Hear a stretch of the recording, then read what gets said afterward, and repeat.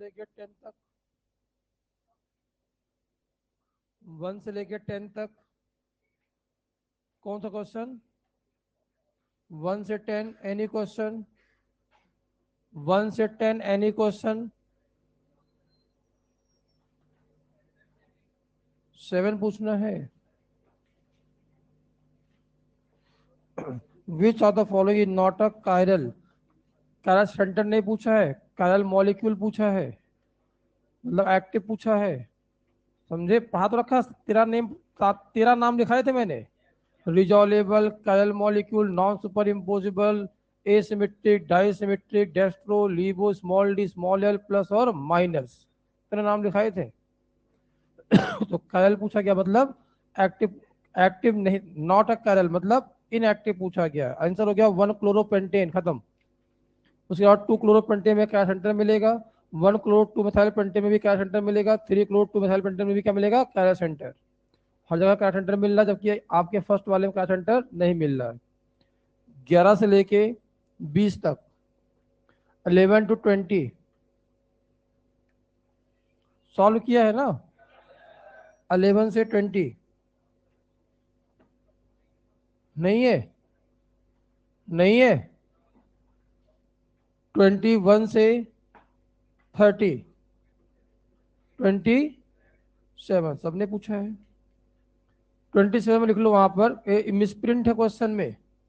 In the following structure the double bond are marked first, second, third and I V, not so G I. इसमें correction कर लो आगे, not so G आई कर लो। अब हो जाएगा बेटा। और नॉट सो जी आई का मतलब आपको समझ में आ गई पूरी कहानी। कौन सा डबल बॉन्ड यहाँ पर जी आई शो नहीं कर रहा है। अब आंसर हो जाएगा। 30, 30 तक हो गया ना? 20 पूछना है, 28 पूछना है। लाओ बेटा 28 दे दो। 28, 29, 28 बता, the total number of optical active compound form in the following reaction is. ये रिएक्शन का पार्ट आ गया है, तो अभी ये रिएक्शन अभी आपको कराई नहीं गई है, छोड़ दो। इसमें मार्कोनी का रूल लगेगा, एच इधर लगेगा, बी आर यहाँ से। यहाँ पर दो आंसर आते हैं भाई। नहीं, यहाँ पर लगाओगे एच, यहाँ लगाओगे बी आर, तो दो दो का सेंटर मिलेंगे। डबल बॉन्ड पे क्या करना है आपको? एच और बी आर जोड़ देना, एक तरफ एच एक तरफ बी आर, तो कितने का सेंटर बन जाएंगे? 2 टू द पावर 2 कर दो आंसर। तो अभी पढ़ना नहीं है इसको, आगे रिएक्शन का पार्ट है। 28 को आप क्या कर लो? सर्कल कर लो कि भाई आगे हम लोग इसे सॉल्व कर लेंगे। आसान क्वेश्चन है ये, गलत जगह डाल दिया क्वेश्चन। 29 किसको पूछना था? कहाँ कहाँ पर ये पूछना है? अरे तो आसान तो है यार, बनाना पड़ेगा। CH3 सी, यहाँ पर आया H, यहाँ पर आया OH, बेंजीन रिंग बना दिया।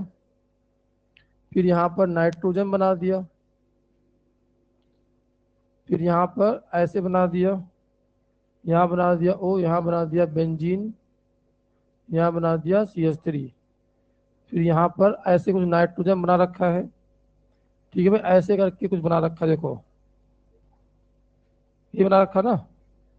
फिर यहाँ पर ऐसे बना दिया गया है। फिर ऐसे करके ऐसे बना दिया गया। क्या दिक्कत है बेटा इसमें? एक तो आपको क्या सेंटर यहाँ दिख जाएगा, एक यहाँ दिख जाएगा, एक यहाँ दिख जाएगा, एक यहाँ दिख जाएगा, एक यहाँ दिख जाएगा, बस। और कौन सा है, क्या बताऊं? है तो करा सेंटर नहीं होता वो। अरे जब टोटल स्टीरियो आइसोमर्स निकालते हैं, तब मैंने वहां पर रिजिड सिस्टम को क्या मान लिया था? एक मान लिया था। All chiral center present at rigid center is considered as n is equal to 1 for optically active compound। ठीक है। चलो, अब थ्रियोनीन का स्ट्रक्चर आपको शायद हो सके ना पता हो, तो आप इसे आपके एनसीईआरटी में दे रखा है अमीनो एसिड के अंदर। कहाँ दे रखा है भाई? अमीनो एसिड, वहां देख सकते हो या गूगल करके देख सकते हो। तो ये स्ट्रक्चर आपको आगे याद करवा दूंगा, 20 स्ट्रक्चर हैं ऐसे जिसपे क्वेश्चन पूछा जाता है। नाम है उसका बायोमोलिक्यूल, लास्ट चैप्टर है वो, वहां से पूछा जाता है। ठीक है भाई, तो थ्रियोनिन का आप देख सकते हो स्ट्रक्चर। चलो 30 तक हो गया। लो भैया, 31 से लेके 31 to 40, 31 to 40, 31 to 40, 36 लो। 36 में क्या पूछा था? Total number of a cycle including pentene. क्या दिक्कत है भाई? ए साइकिल समझते हो आप लोग? साइकिल मतलब रिंग, ए साइकिल मतलब रिंग ना हो तो 5 कार्बन का भाई हमारे पास ये बनता है डबल। ये क्या पूछ रहे हो यार सब क्वेश्चन आप?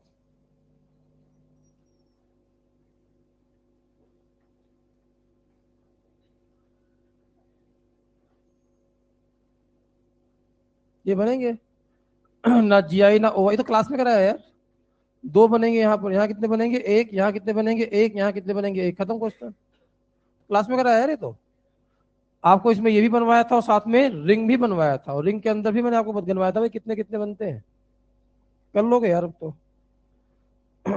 41 से लेके 50 तक, 47 तक है। 41, 41 किसको पूछना है? चलो 40 से लेके 47 तक, 44। Total number of possible di methyl cyclopentane. Di methyl cyclopentane पूछा है ना? डाई मिथाइल साइक्लोपेंटेन में देखो हमारे सामने दो मिथाइल यहाँ भी आ गया, ये भी क्या है? डाई मिथाइल साइक्लोपेंटेन है। अब आप यहाँ पर क्या लगा सकते हो भाई? 1 2 पे ये भी क्या हो जाएगा? Di methyl cyclopentane. यहाँ भी क्या हो जाएगा बेटा? 1 2 डाई मिथाइल साइक्लोपेंटेन। 3 जगह लगा सकते हो आप। पॉसिबल डाई मिथाइल साइक्लोपेंटेन ये है भाई आपके पास। ना जीआई ना ओआई, आंसर कितना आ गया भाई? 1। जीआई भी शो करेगा और ओआई भी शो करेगा, और सिमेट्रिकल केस है। कितने बनेंगे यहाँ पर? Two the power n minus one plus two the power n by two minus one, तो कितने आएंगे? 3। सेम कहानी यहाँ भी है, जीआई भी करेगा और ओआई भी करेगा। ओआई काउंट कर लो, यहाँ भी कितने आएंगे? 3। तो 3 3 6 और 1 7, ये आपको गिनना है। Total number of possible stereo isomers, stereo isomers पूछा है। स्टीरियो आइसोमर्स, तो ये आपका स्टीरियो आइसोमर्स नहीं शो करेगा। स्टीरियो आइसोमर्स कौन कौन शो करेंगे? 3 यहाँ से और 3 यहाँ से। और टोटल पूछता तो उसको भी गिनते हम लोग, समझे क्या? ये तो जीआई शो करता है, तो क्या शो करता हो भाई? ओआई शो करता हो। अभी भी नहीं आया? एक वर्ड लगा दिया क्या? टोटल स्टीरियो आइसोमर्स, मतलब इसमें टोटल वर्ड यूज नहीं किया, सिर्फ स्टीरियो जो शो करता हो, या तो जीआई करता है या तो ओआई करता है, उसकी बात कर लिया है। बढ़िया क्वेश्चन था। 40 एसिमेट्रिक कार्बन मतलब क्या होता है? कायल कार्बन। एसिमेट्रिक कार्बन का मतलब क्या होता है? मैंने पढ़ाया भी था भाई, कायल सेंटर को हम लोग एसिमेट्रिक से डिनोट करते हैं। तो कायल सेंटर पूछा गया है। पहले वाले में एक कायल सेंटर है, दूसरे वाले में कोई कायल सेंटर नहीं है, तीसरे वाले में एक कायल सेंटर है, चौथे वाले बेटा 1 2 3 कायल सेंटर है। खत्म। क्या बताऊं उसके अंदर? और कौन सा पूछता है भाई? हाँ 46 अभी पढ़ाना है मुझे, एक बार रुक जाओ। तो वैसे हो जाएगा, ये कुछ आसान है। हो गया कभी फॉर्मूले से हो जाएगा ये। पढ़ा दिया ये ऑप्टिकल प्योरिटी वाला। अरे बोलो। 47, 43 में which are the highest in all content? Aromaticity, third answer.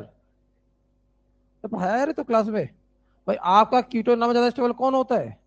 कीटो इनॉल हो सकता है, 2 केस पढ़ाया था, और 2 से और 2 भी देखो आपको एक ही पूछा जाता है हमेशा, कौन सा? एरोमेटिक वाला। खत्म। समझ में नहीं आया? और कोई क्वेश्चन पूछना इसमें? फिर से पूछता हूँ, 1 से लेके 47 तक जेई मेंस में किसी कुछ पूछना है? बोलो मेरे भाई, पूछना है किसी को? चलो बहुत बढ़िया। अरे धीरे धीरे करेंगे, कहे परेशान हो रहे हो? आगे बात करें। देखो स्पेसिफिक एंगल ऑफ रोटेशन, एक लाइन रह गई है। स्पेसिफिक एंगल ऑफ रोटेशन, एक फॉर्मूला रह गया था, वो लिखा देता हूं मैं। स्पेसिफिक एंगल ऑफ रोटेशन,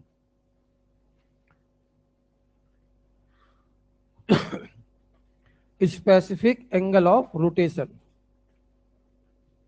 इस पे क्वेश्चन पिछले 15 साल से नहीं बना है, बट पूछा जा सकता है।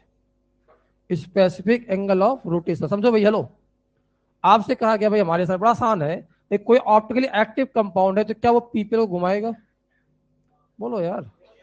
अब मान लो किसी स्टूडेंट ने उसका एक्सपेरिमेंट इंडिया में किया अलग टेम्परेचर पे, कोटा में अगर टेम्परेचर बहुत ज्यादा है 44 के आसपास है, बोलो मेरे भाई, और उसने कंसंट्रेशन कुछ और बना लिया, सॉल्वेंट को यूज कर लिया, कुछ और भी यूज कर सकता है, तो जो उसका एंगल ऑफ रोटेशन आएगा, वही बालक अगर शिमला में जाके वही एक्सपेरिमेंट किया टेम्परेचर कम रहा होगा और कंसंट्रेशन उसने कुछ अलग बनाया, तो क्या एंगल ऑफ रोटेशन उतना ही आएगा? नहीं, कंपाउंड वही है, बस उसका एंगल ऑफ रोटेशन क्या आएगा? चेंज हो जाएगा। तो क्वेश्चन है भाई, कोई भी अगर एक्टिव कंपाउंड है जो आप लिख देते हो +5 +10 +12 लिख देते हो, ये कैसे डिसाइड करते हो? तो हर स्टूडेंट अपने अलग पैरामीटर पे अगर उसको एक्सप्लेन करेगा तो अलग अलग वैल्यू आएगी। समझ में आई बात? तो सबने कहा कि काम करो, जो भी कभी कहीं भी किसी एक्टिव कंपाउंड का एक्सपेरिमेंट करे तो एक फिक्स्ड पैरामीटर पे करना है। समझे मेरे भाई? तो वो होता है जो आप उसके अंदर लेंथ लेते हो, जिसमें आप जिस एक पोलारीमीटर एक ट्यूब होता है, पोलारीमीटर एक इंस्ट्रूमेंट होता है, उसके अंदर जहां पर उसको रखते हो उसको बोलते हैं हम लोग ट्यूब बोलते हैं, उसकी लेंथ हम लोग लेते हैं डेसीमीटर में। कहा लेते हैं भाई? डेसीमीटर। जो कंसंट्रेशन बनाओगे वो बनाओगे ग्राम पर एमएल में। कहा बनाओगे साहब? तो अगर आपने लेंथ डेसीमीटर में लिया 1 डेसीमीटर, कितना लिया भाई? और जो कंसंट्रेशन बनाया वो बनाया 1 ग्राम पर एमएल, और टेम्परेचर रखा है 25, तो आप उसको किसी वर्ड के कहीं भी चले जाओ, उसका जब पेमेंट करोगे इसकी वैल्यू कितनी आएगी? एक ही आएगी। उस वैल्यू को बोला गया स्पेसिफिक एंगल ऑफ रोटेशन। क्या बात समझ में आई? और किसी बालक ने दोनों में से कोई भी चीज टेम्परेचर चेंज कर दे, कंसंट्रेशन चेंज कर दे या लेंथ चेंज कर दे, तो क्या उसका एंगल ऑफ रोटेशन चेंज हो जाएगा? उसे नाम दिया गया थीटा ऑब्जर्व। क्या नाम दिया गया भाई? थीटा ऑब्जर्व, जो नया बन के आया है। तो एग्जाम में क्वेश्चन पूछ सकता है, स्पेसिफिक एंगल ऑफ रोटेशन एक फिक्स वैल्यू होती है, वेरिएबल होती है? बोलो मेरे भाई। तो वो कहां डिफाइंड होता है? लिखो, specific angle of rotation is a fixed value. Specific angle of rotation is a fixed value for a optically active compound. For a optically active compound, it is defined. It is defined when we take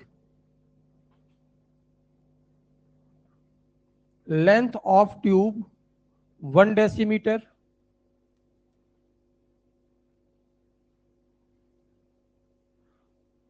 it is defined when we take length of tube 1 decimeter, concentration 1 gram/ml,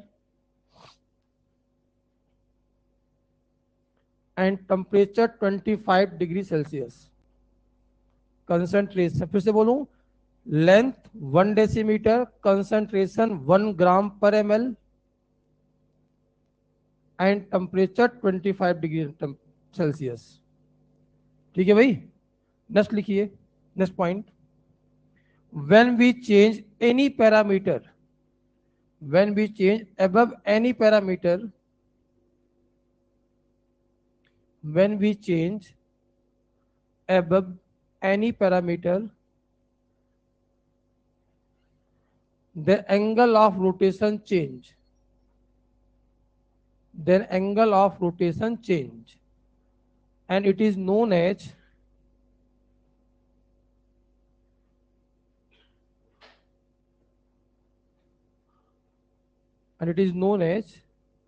observed angle of rotation.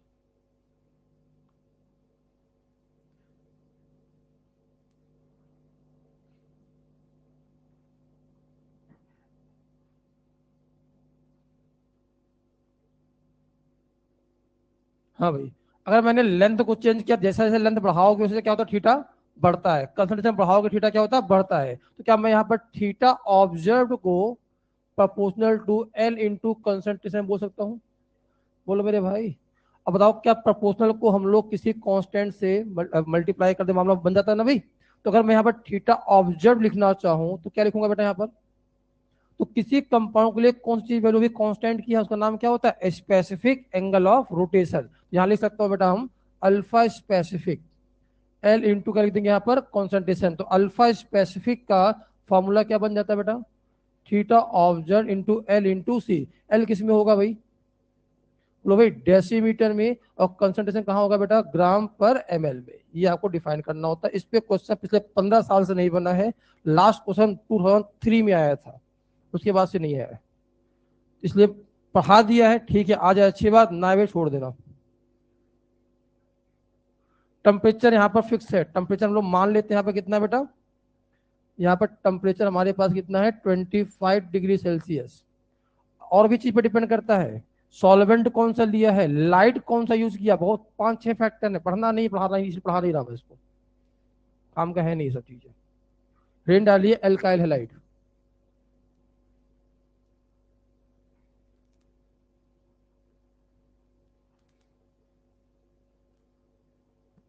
Rain डालिए, नया chapter है alkyl halide. अब इसमें question कभी कभी मान लो कहीं बन जाए, खास करके मतलब पता है एडवांस तो नहीं पूछेगा, मेंस वाले बदमाशी कर सकते हैं इसके ऊपर। तो वो डेसीमीटर ना देके सेंटीमीटर दे देंगे या मीटर दे देंगे, और यहाँ पर वो गड़बड़ कर सकते हैं। तो आपको ये फॉर्मूला पता होना चाहिए, ठीक है भाई, लिख लो। इंपोर्टेंट फॉर मेंस, मेंस वाले ऐसे बदमाशी अक्सर करते हैं, दूसरे सिलेबस में नहीं होता जरूर पूछते हैं वो। जितना पूछना था वो पिछले 3-4 साल में सब पूछ लिए हैं। अच्छे अच्छे पेपर कराओगे, कहाँ से लाओगे क्वेश्चन?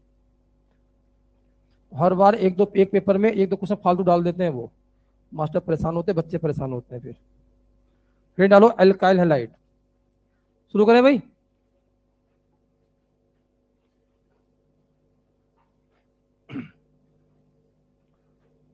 हाँ भाई लिखो, some important common name in alkyl halide, जिसमें कौन कौन से नाम यूज हो सकते हैं उसकी बात कर लेते हैं। Some important common name in alkyl halide, ये ना, क्योंकि जेई में आज तक एडवांस या जेई मेंस कभी भी उठा के देखो, जितने भी रिएक्शंस आते हैं 90% चांस है कि वो आपको नाम लिख के तब रिएक्शन कराए, और वहीं गड़बड़ कर जाते हो क्योंकि आपको नाम ही नहीं पता होता। तो भाई समझो भाई, इसका नाम सबको पता होगा, CH3X नाम क्या होता है बेटा? अरे बोलो मेरे भाई, क्या नाम होता है? मेथाइल हैलाइड, सबको पता है भाई। ऐसे ही फटाफट नाम लिख लो साथ साथ। CH3CH2 नाम क्या होता है बेटा? Ethyl halide. हाँ भाई, CH3CH यहाँ पर आया, CH3 यहाँ पर आया X। हेलो, एक सुन लो, उधर देखो, एक कार्बन पे 2 मिथाइल H लगा, उसे बोलते हैं आइसो। क्या बोलते हैं भाई? फिर से बोलो, एक कार्बन पे और एक H का नाम होता है आइसो। कितने कार्बन है? तो नाम क्या हो गया? Iso propyl halide. क्या नाम हो गया बेटा? Iso propyl halide. मैं फटाफट हटा रहा हूं इसको। तो ये सब आपको नाम आगे मिलने वाले हैं, रिएक्शन पूछेगा आइसोप्रोपाइल हैलाइड की क्लोराइड की रिएक्शन इससे कराई गई, रिएक्शन पता है, सिंपल सा, नाम ही नहीं पता है तो गड़बड़ हो जाएगा। इसलिए आपको सारे नाम लिखा दे रहा हूं कि जो जो नाम यहाँ पर यूज हो सकते हैं। आइसोप्रोपाइल हैलाइड, हटाओ ये सब।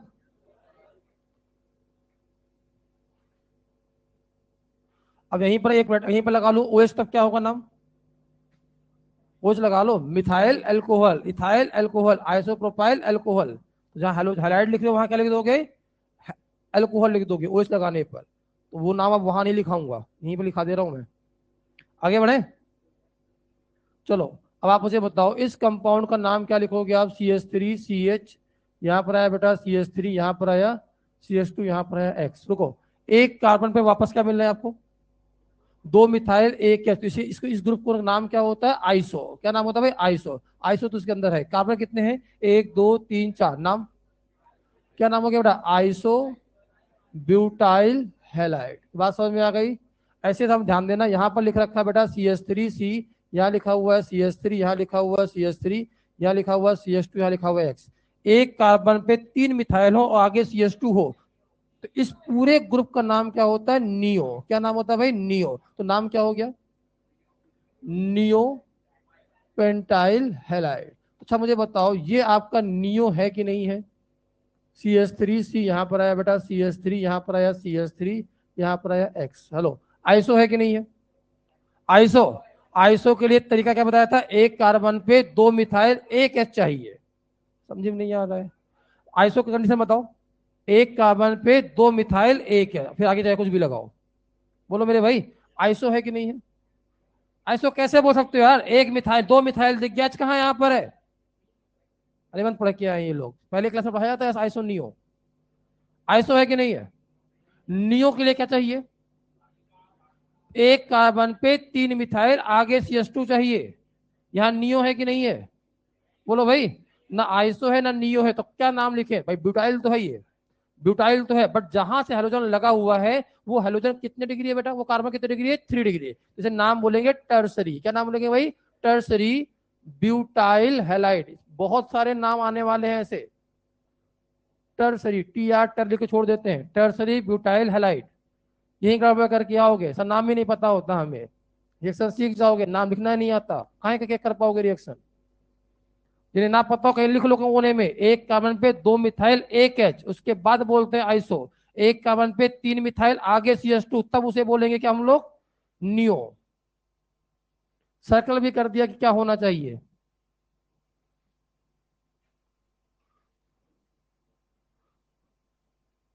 CH3 यहां पर आया, CH यहां पर आया, हेलोजन यहां पर आया, CH2 यहां पर आया, CH3। बताओ भाई, हेलो, आइसो है कि नहीं है?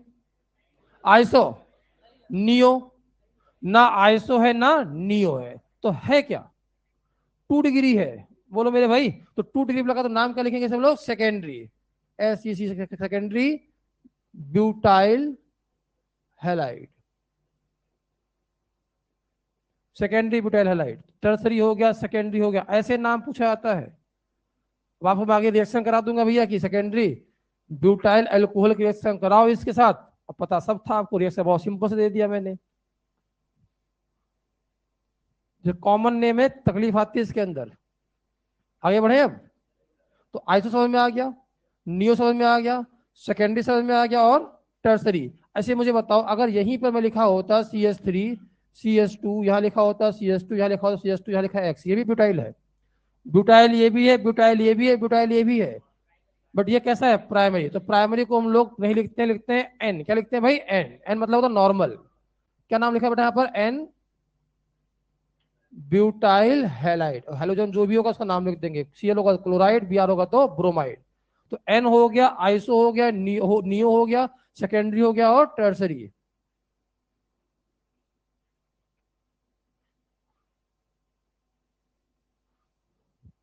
तो हर चैप्टर के पहले जितने उसमें नाम यूज होंगे इकट्ठे लिखा दूंगा मैं, फिर आगे भी आपको तकलीफ ना है कि भैया नाम क्या क्या होता है।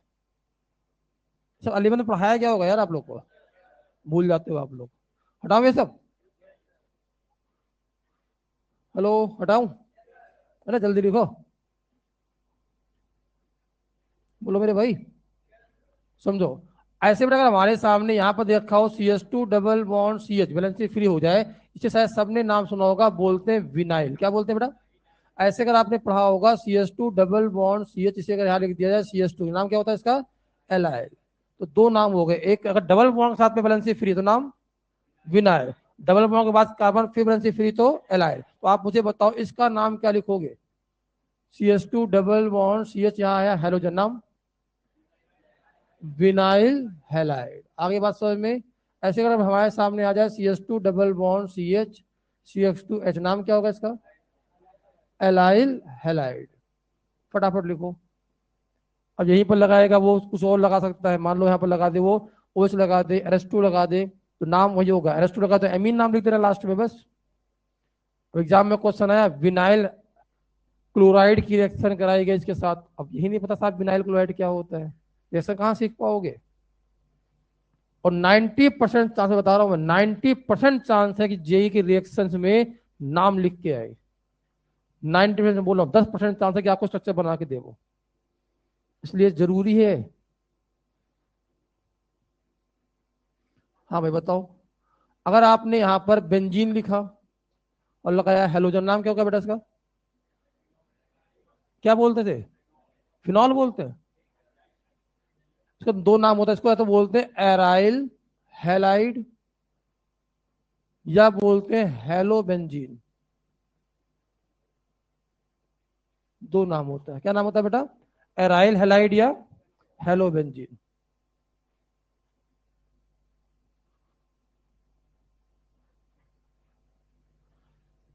से आप Cl लगा दो, नाम क्या हो जाएगा? एराइल क्लोराइड, या और क्या बोल सकते हैं इसको हम लोग? क्लोरोबेंजीन। समझे क्या आप? हेलो बेंजीन का आईयूपीएसी नेम है, हेलो बेंजीन आईयूपीएसी नेम है, एराइल हैलाइड इसका कॉमन नेम है। और आपके एनसीईआरटी में चैप्टर लिखा हुआ, लिखा क्या है, halo alkane and aryl halide, common name लिखा हुआ है।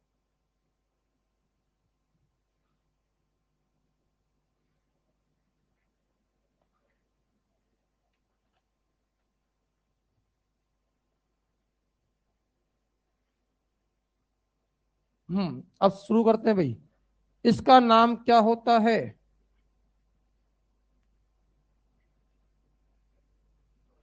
बोल लो यार। क्या नाम होता है बेटा इसका? टॉलिन, सबको नाम पता है। अगर मैं यहां से एक एच को हटाऊं तो क्या हमें यहां पर एक ग्रुप ऐसे फ्री मिलने वाला है? बोलो मेरे भाई। अगर मैं यहां से दो एच को हटाऊं तो क्या वैलेंसी फ्री मिलेगी बेटा मेरे सामने? दो। बोलो मेरे भाई। अगर मैंने यहां से तीन एच को हटाया तो क्या तीनों वैलेंसी फ्री हो जाएगी? अब होता क्या है, इन तीनों के नाम होते हैं। क्या नाम होते हैं भाई? नाम। अब कैसे इसका नाम याद रखें, सबसे बड़ी प्रॉब्लम ये आती है। तो मैं कहूंगा इसका एक तरीका है, आप मुझे बताओ, क्या आप इस कंपाउंड का कॉमन नेम बता सकते हो? सबको पता होगा। अरे क्या नाम इसका है? बेंजल। सबको पता है नाम। क्या नाम है बेटा? बेंजल डिहाइड। आया कि नहीं आया भाई? अच्छा मुझे बताओ इसका नाम क्या है बेटा? सी डबल बॉन्ड ओ, यहां पर आया ओ एच। अरे ये तो सबको नाम पता है। क्या नाम होता है? Benzoic acid. समझ में आ रहा है कि नहीं आ रहा भाई? एक क्वेश्चन जवाब दो। यहां पर बेंजीन लगे हुए कार्बन पे कितने एच है? वाह बेटा वाह। बेंजीन लगे हुए कार्बन पे कितने एच है? एक भी नहीं। यहां कितने साहब? यहां कितने एच थे? यहां कितने? यहां से नाम याद रखो। अब आप, क्योंकि आपको ये नाम नहीं पता होता, आपको ये नाम पता होता है। क्या आपको ये नाम समझ में आ रहा है? बेंजो प्लस इक एसिड। तो बोलो मेरे भाई, यहां पर हमारे सामने क्या हो गया? बेंजल। बोलो मेरे भाई, तो इसका नाम बेटा क्या बोलते हैं? इसका नाम होता है बेंजाइल। क्या नाम होता है भाई? बेंजाइल। इसका नाम होता है बेंजल। उसका नाम क्या होगा? बेंजो। तो तीन नाम होते हैं, बच्चे बड़े परेशान रहते हैं। तो बोलो मेरे भाई, एग्जाम में क्वेश्चन आया, यहाँ पर लगाया मैंने CH2X, तो नाम क्या हो गया? Benzyl halide. ये लगाओ दो हेलोजन तब बेंजल हेलाइड। यहाँ लगाओ तीन तब बेंजो हेलाइड। अरे आया कि नहीं आया? तो आपको ये याद नहीं रहता, आपको याद ये रहता, इससे आप इसको लिंक कर सकते हो। एक्चुअल में इसका नाम जो है इससे आया है, पर हमें याद ये रहता है।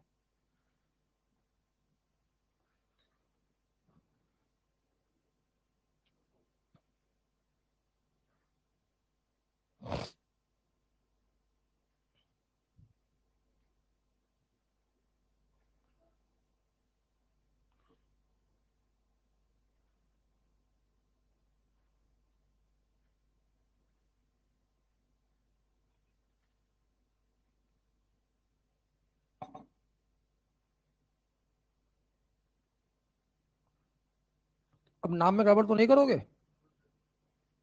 अब एक जिंदा कर लो बेंजीन। साइक्लोहेक्सेन बना रखा है। तो इसको कैसे याद रखेंगे? इसको हम लोग यहां से याद रखेंगे, क्योंकि हमें बेंजल डिहाइड पता होता है, बेंजोइक एसिड पता होता है। पिछली क्लास में कहा नहीं आया था? सो गए थे? सो तो अभी लग रहा है ऐसे। जग जाओ, जल्दी लिखो यार।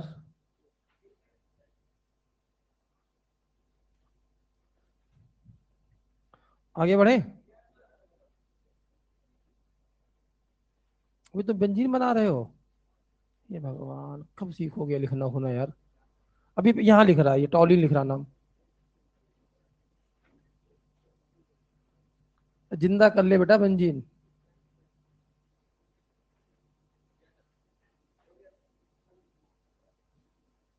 यार स्लो कर दोगे आप?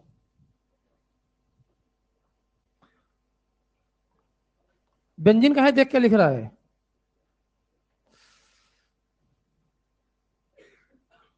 और सिक्स मेंबर रिंग भी चार बार देख के तब लिखता है। जिंदा कर लो सबको, बेंजीन को। हाँ, बेंजल, बेंजाइल और बेंजो, तीन नाम है। हटाओ भाई।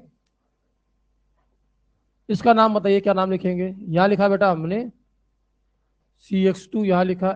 इसका यूज बहुत ज्यादा आप देखना, आपके जेई मेंस में बहुत सारे रिएक्शंस पे कराए रखे हैं। क्या नाम है? क्या नाम है बेटा इसका? Benzyl halide. बात समझ में आ गई भाई? अब एक क्वेश्चन दोबारा पूछ रहे हैं आपसे, इसका नाम क्या होता है? अरे नाम क्या होता है भाई? मीथेन। अगर मैंने यहां से एक एच को हटाया तो क्या नाम बनेगा? क्या नाम बनेगा बेटा? मिथाइल। क्या मिथाइल बन जाएगा? अब आप मुझे बताओ, वापस में एक एच को हटाया तब क्या दो वैलेंसी फ्री हो जाएगी? अब दो वैलेंसी फ्री हो गई तो नाम क्या होगा? समझाता हूं मैं आपको, रुक जाओ। एल्केन से अगर हमने एक एच को बाहर किया तो नाम क्या होता है? ये सब 11 का टॉपिक है।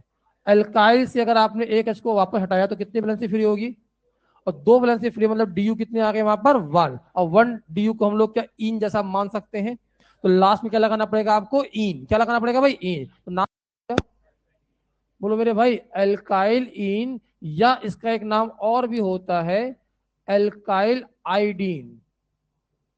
दो नाम होते हैं। अब ये वाला लिखे या ये लिखे, आपको खुद सोचना है। समझिए आप, क्या यहां पर दूसरे को निकालने की प्रोबेबिलिटी एक थी? बोलो यार। जब प्रोबेबिलिटी एक हो तो नाम कितना आएगा? अल्कालीन। तो इसका नाम बताओ बेटा, क्या नाम होगा? मिथाइलिन। क्या नाम होगा भाई? मिथाइलिन। मान लो मैंने यहां किया होता आपके साथ CH3, यहां लिखा होता CH3, नाम इथेन। क्या नाम है भाई? इथेन। मैंने एक एच को हटाया। पहला क्वेश्चन, कहां से एच को हटाया जाए? यहां से हटाओ, यहां से हटाओ, एक ही बार। तो क्या मैंने यहां से जैसे हटाया, इसका नाम क्या हो गया बेटा? क्या इसका नाम इथाइल हो गया? अब जब मैं यहां से वापस इसको हटाऊंगा तो कितने प्रोबेबिलिटी बनेगी? दो। जब एक से ज्यादा प्रोबेबिलिटी बने तो दो नाम आते हैं। अरे आया कि नहीं आया? तो बताओ भाई, एक तो बन के आएगा आपके पास CH, यहाँ बन के आएगा CH3, प्लस एक का बन के आएगा यहाँ पर CH2, यहाँ भी आएगा CH2। अब इसका भी नाम भी क्या होगा? इथाइलिन। इसका भी नाम क्या होगा? इथाइलिन। तो इन दोनों में डिफरेंस करने के लिए आपको एक आईडी वर्ड लगाया गया। ये इस तब लगाया जाता जब दोनों वैलेंसी एक ही कार्बन से फ्री हो। कब लगाते बेटा? सब फ्री तो यहाँ भी एक ही कार्बन से था, बट यहाँ प्रोबेबिलिटी दूसरी नहीं थी। बोलो मेरे भाई, तो यहाँ बताओ इसका नाम क्या होगा? इथाइल आइडीन। क्या नाम हो गया बेटा इसका? इसका नाम हो गया इथाइल आइडीन। इसका नाम क्या हो गया? Simple ethylene. आया कि नहीं आया? अब यहां पर लगा दो CL तो नाम क्या हो जाएगा? Ethylene dichloride. दो CL आएंगे ना? अब एग्जाम में क्वेश्चन है, इथाइलिन डाइक्लोराइड में कितने डबल बॉन्ड है? अब इन देख के आपको लग रहा है डबल बॉन्ड आना चाहिए। कितने हैं? जीरो है। यहां गड़बड़ी होती है। और इसका एक नाम और भी होता है, इसको बोलते हैं हम लोग जेमिनल। क्या बोलते हैं भाई? इसे क्या बोलते हैं? विसिनल। इसे जेम भी बोलते हैं। जेम डाई जेम बोलते हैं। बोलो मेरे भाई, इसे क्या नाम बोलते हैं हम लोग? विसिनल। ये तो पढ़ाया भी है मैंने आपको। एक कार्बन पे दो हेलोजन तो नाम क्या होता है? जेम। आजू बाजू लगाओ, क्या बोलते हैं उसे? विसिनल। इसका एक नाम और भी होता है, जेम और विसिनल। इतने कॉमन नेम आपसे एग्जाम में पूछे जा सकते हैं रिएक्शन के थ्रू, अल्काइल हैलाइड चैप्टर के अंदर।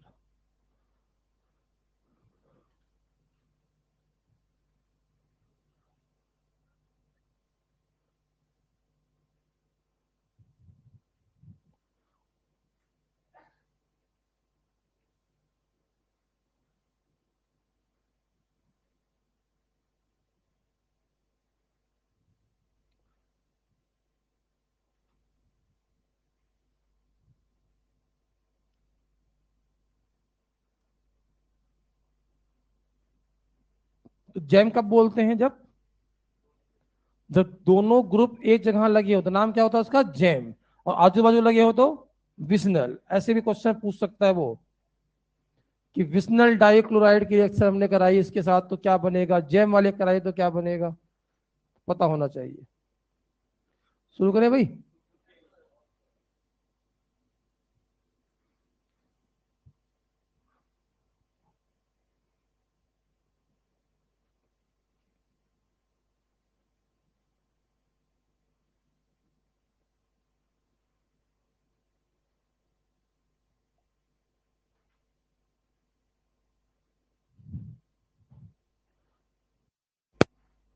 नेक्स्ट आता है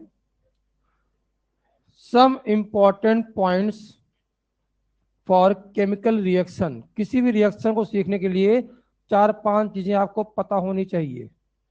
सम इंपॉर्टेंट पॉइंट, ये 3 दिन चलेगा, 3 से 4 दिन, तब आप रिएक्शन पहला पढ़ोगे। Some important points for chemical reaction. Some important points for chemical reaction. GOC आपको ढंग से आनी चाहिए, रेजोनेंस आना चाहिए, इंडक्टिव आना चाहिए, हाइपर आना चाहिए, एरोमेटिसिटी आनी चाहिए, एंटी एरोमेटिसिटी आनी चाहिए। नहीं आता पढ़ लो, अब तो टाइम भी नहीं है, हटाओ ये सब। तो कोई कौन कौन सा है? पहला बेटा आपके पास आता है सॉल्वेंट। क्या आता है बेटा आपके सामने? दूसरा आपके पास आता है लीविंग ग्रुप।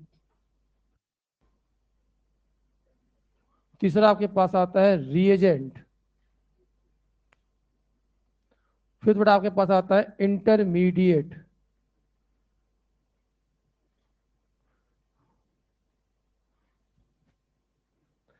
फिर आपके पास आता है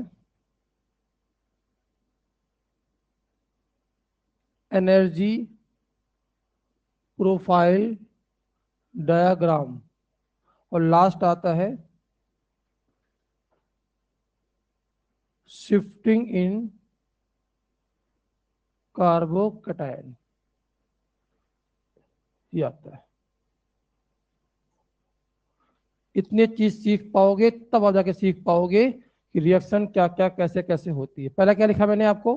सॉल्वेंट। दूसरा लीविंग ग्रुप। तीसरा रिएजेंट। चौथा इंटरमीडिएट। पांचवा एनर्जी प्रोफाइल डायग्राम। और लास्ट में लिखा है शिफ्टिंग इन कार्बोकैटायन।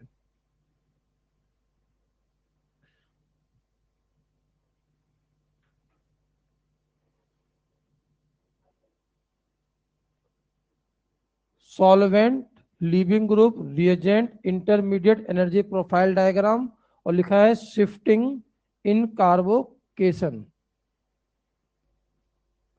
कार्बोकैटायन। ठीक है भाई? तो पहला हेडिंग डालिए solvent.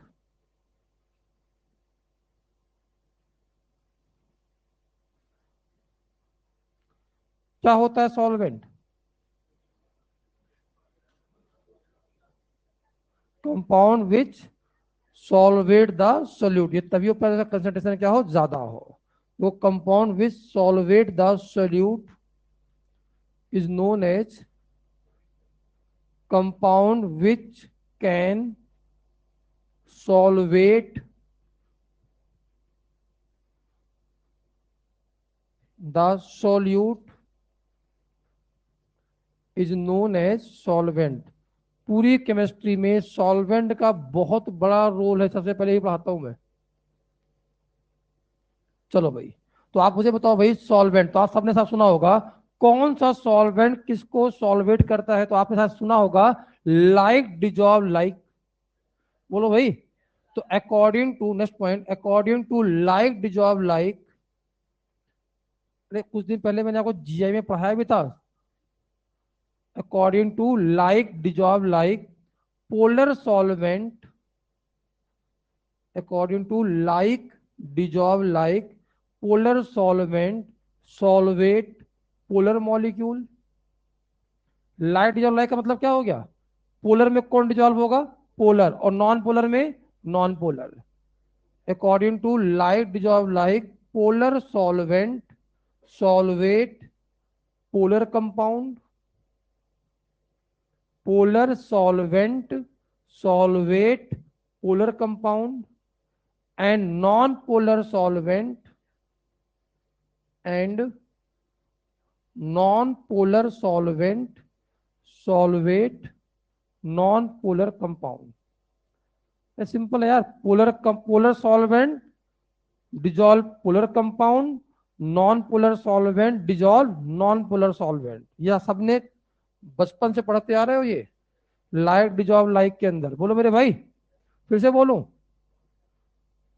Polar solvent dissolve polar compound, non polar solvent dissolve non polar compound. लिख ले सबने? तो आप मुझे बताओ सॉल्वेंट कितने प्रकार के होने वाले हैं? कौन कौन से? पहला बताओ भाई, दूसरा बताओ, कब यूज करेंगे पोलर वाला, कब यूज करेंगे नॉन पोलर वाला? जब सॉल्वेंट हम लोग पोलर तब यूज करेंगे जब हमें किसे डिजोल्व करवाना हो, पोलर कंपाउंड। और जब हम नॉन पोलर को डिजोल्व कराना हो तो नॉन पोलर। तो ये बताओ हम पहचाने कैसे कौन पोलर है कौन नॉन पोलर है? पढ़ाया हुआ है यार। किससे पहचानेंगे? तो पोलर के अंदर म्यू कैसे आएगा? बोलो भाई, नॉन जीरो। यहां कितना आएगा? क्या म्यू जीरो आने वाला है? तो आपको पोलर नॉन पोलर पहचानना आता कि नहीं, पहले ये बता दो मुझे। ये आपको केमिकल बॉन्डिंग में पढ़ाया गया होगा। तो आप मुझे बताओ, पोलर का एग्जांपल लें तो क्या आपका R C double bond O R, बताओ तरीका सीखो। ऑक्सीजन इलेक्ट्रॉन खींचेगा तो फोर्स कहां लगेगा? ऊपर।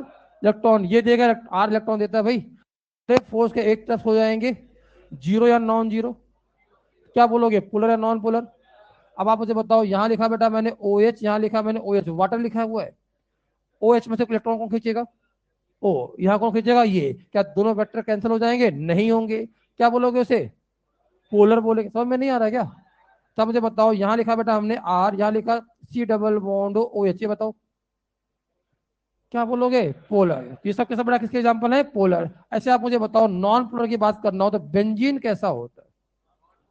कैसा है भाई? Non polar. सब मुझे बताओ, अगर मैंने यहाँ पर लिख दिया Cl और Cl, तब क्या होगा? कैसे? इलेक्ट्रॉन ये खींचेगा, इलेक्ट्रॉन ये। सब अगर मैंने मान लो यहीं पर ऐसे लिख दिया होता OH OH वाला, तब क्या होता? ये पढ़ाया गया है भाई आपको। इसका तिरछा मामला होता है, कैंसिल होने वाले नहीं है। तो यहाँ बताओ भाई, हमारे पास यहाँ बेटा हमारे पास आया CCl4। अरे सारे वेक्टर कैंसिल हो जाएंगे भाई। तो जितने भी आपके सामने CCl4 हो जाए, CH4 हो जाए, तब एल्केन आपके पास आता है। तो जितने भी एल्केन होते हैं वो सब के सब कैसे होते हैं? जैसे आप लिखते हो यहाँ पर एन हेक्सेन, ये सब कैसे होंगे बेटा? Non polar. लिख लो। जनरली हम लोग, सुन लो भाई, पोलर के अंदर हम लोग दो को यूज करेंगे मैक्सिमम, या तो इसे या तो इसे। और नॉन पोलर के अंदर हम लोग जनरली यूज करते हैं CCl4 को। आपको जितने भी रिएक्शंस मिलेंगे, हमेशा आपको उस एरो के ऊपर क्या मिला, लिखा हुआ मिलेगा CCl4, या वाटर लिखा हुआ मिलेगा या एसीटोन लिखा हुआ मिलेगा। मैक्सिमम रिएक्शंस में आपके एनसीईआरटी में तीन ही यूज किए गए हैं। तो जो एरो के ऊपर लिखे होते हैं ना, वो सब कुछ क्या होते हैं? कुछ रिएजेंट होते हैं, कुछ क्या होते हैं? सॉल्वेंट। ये आपको पहचानना आना चाहिए, कौन रिएजेंट है और कौन सॉल्वेंट है। तो बिना किसी को घोले हुए रिएक्शन थोड़ी ना करा लोगे आप हवा में। तो एक प्रॉपर सॉल्वेंट चाहिए होता हमें रिएक्शन कराने के लिए।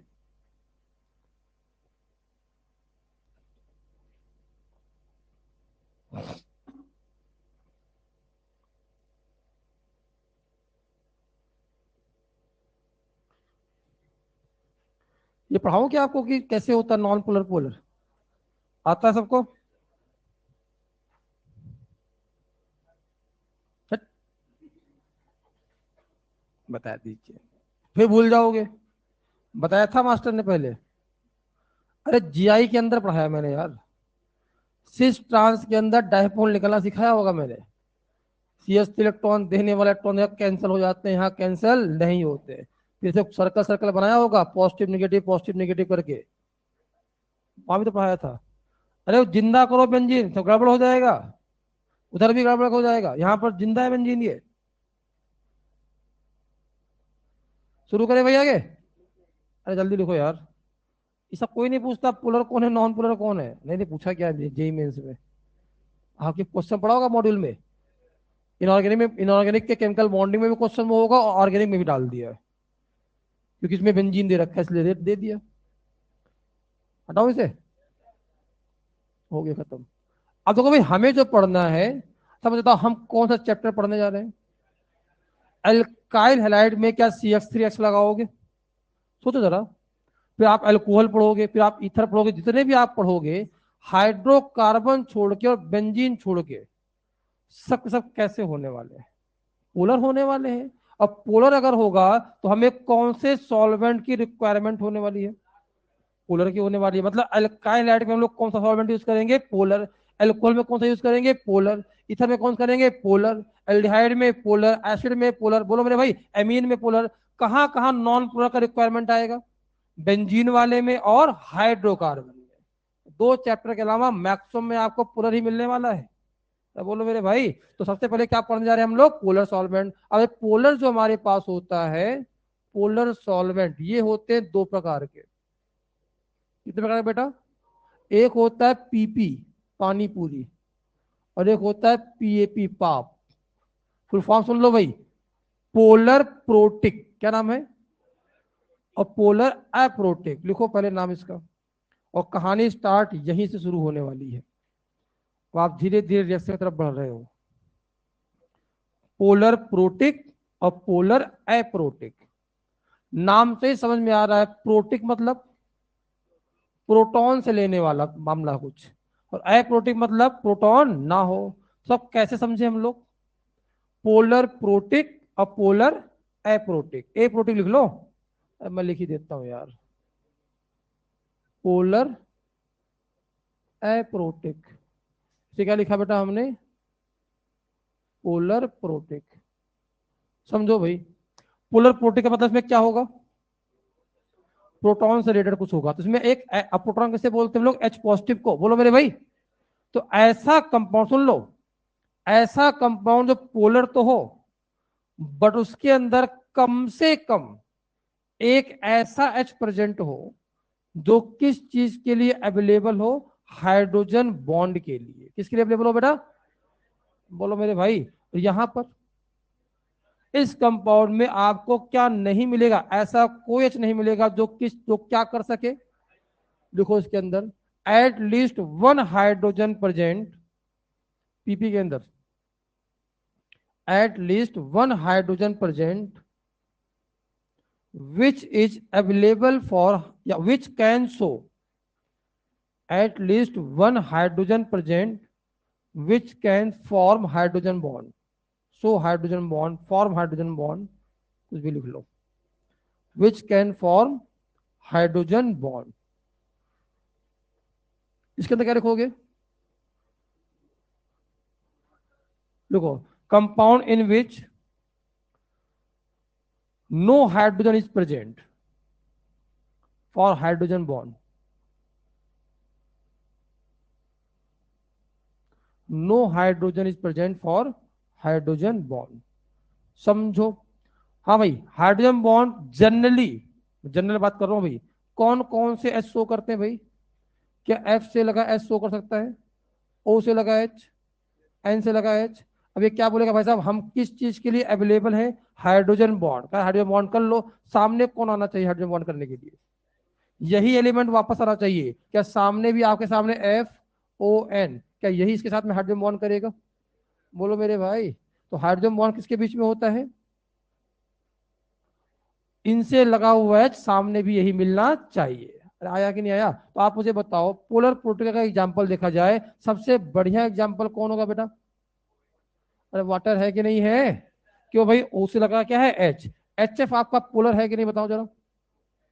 एच एफ पोलर भी है और पोलर प्रोटिक भी है। अब बताओ, कार्बोक्सिलिक एसिड आपका पोलर है कि नहीं है? पोलर भी है, और उसमें क्या प्रेजेंट है बेटा? एच प्रेजेंट है, जो किस चीज के लिए अवेलेबल है? Are C double बॉन्डो NH2। बताओ भाई, ये आपका हाइड्रोजन बॉन्डिंग के लिए प्रेजेंट है कि नहीं है? पोलर भी है और क्या है? प्रोटिक भी है। आपसे पूछा भाई RNH2, बताओ भाई ये आपका पोलर है कि नहीं? पोलर भी है और किस चीज के लिए अवेलेबल है? तो इसे क्या बोलते हैं हम लोग? Polar protic. देख लो फटाफट। और भी कोई यूज नहीं होंगे, मैक्सिमम केस में आपका यूज कौन होगा बेटा? वाटर। पोलर प्रोटिक का मतलब है पानी पूरी, इसलिए पानी यूज कर लेते हैं वहां पर। 99.99% केस में जब भी पोलर प्रोटिक का यूज होगा, हम यूज क्या करेंगे वहां पर? वाटर यूज करेंगे।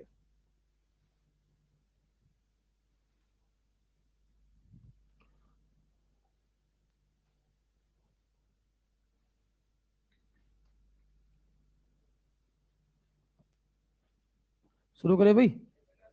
इसके अलावा बड़े पोलर प्रोटिक में कौन कौन से यूज होते हैं सुन लो भाई। CH3, C डबल बॉन्ड ओ, यहां पर आया CH3, नाम क्या होगा इसका? एसीटोन। बताओ पोलर है कि नहीं है? अरे बोलो यार, पोलर है कि नहीं है? और प्रोटिक है या अप्रोटिक है? यहां पर तो कौन सा एच हाइड्रोजन बॉन्ड के लिए अवेलेबल होता है? इनसे लगा हुआ एच। इसमें ऐसा कोई एच मिलने वाला? बोलो मेरे भाई। फिर बड़ा उसके बाद हमारे सामने आता है ईथर। बताओ भाई, ईथर जो आपके पास होते हैं ये कैसे होते हैं? पोलर तो होते हैं भाई, बोलो। अरे इलेक्ट्रॉन देगा, इलेक्ट्रॉन देगा, कैंसिल नहीं होगा, वेक्टर पूरा जुड़ जाता है। प्रोटिक है एप्रोटिक? बोलो भाई एप्रोटिक। उसके बाद बेटा हमारे सामने आता है DMSO, di methyl sulpho oxide. इसी का बड़ा भाई है, ऊपर देखो, जहां कार्बन तो वहां क्या लगा दिया मैंने? सल्फर। बताओ भाई पोलर है नॉन पोलर? पोलर है पोलर प्रोटिक है, पोलर एप्रोटिक है? Polar aprotic. DMSO लिख लो फटाफट, di methyl sulpho oxide. Di methyl देखो कितने मिथाइल है, तो डाई मिथाइल सल्फो ऑक्साइड।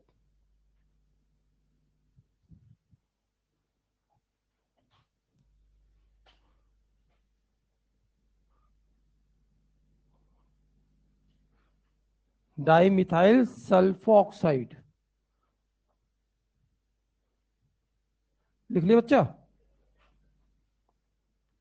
आगे बढ़े? अभी खत्म नहीं हुआ, इसमें बहुत सारे नाम आएंगे। लास्ट में एक ट्रिक बता दूंगा, उससे भी आप याद कर सकते हो कैसे पहचाने कौन पोलर प्रोटिक है कौन पोलर एप्रोटिक। जितने भी अजीबो गरीब नाम दिखना शुरू हो जाए आपको, DMSO, DMF, DM, HMPT, PPM में, जो कभी सुना नहीं देखा नहीं, सब क्या होगा? पोलर एप्रोड। अजीबो गरीब वाले नाम जितने भी आपको कभी रिएक्शन में दिख जाए, मान लो एरो बना रखा है और कुछ अजीब सा नाम दे दिया, तो घबराना मत, वो क्या होगा? Polar aprotic solvent. तो अजीबो गरीब वाले नाम जितने दिख जाए तो कभी सुना नहीं देखा नहीं, क्या हो गया भाई? पोलर एप्रोड। सर क्या बात कर रहे हो, एसीटोन सुना हुआ है? ये तो आपको याद पता ही होता है। जो नहीं समझ में आए वो सिर्फ सॉल्वेंट होगा। क्लियर? चलो, उसके बाद बेटा हमारे सामने आता है और नाम है DMF, H C double bond O, यहां पर आया NCH3CH3। नाम क्या होगा बेटा इसका? Di methyl form amide. फिर आता है DMACH3C double bond O, CH3CH3। नाम क्या होगा इसका? Di methyl acetamide. नाम याद हो पाएंगे ये सब? देख लेना।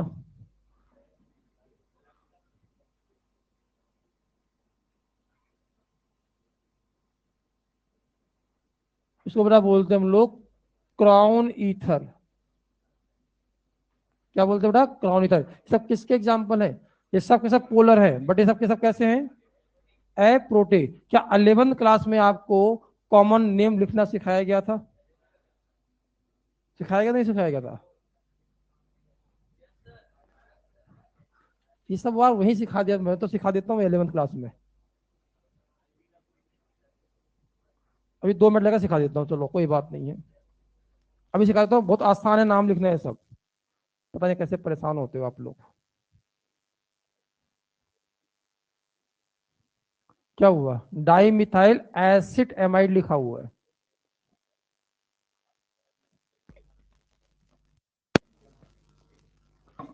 Di methyl acid amide.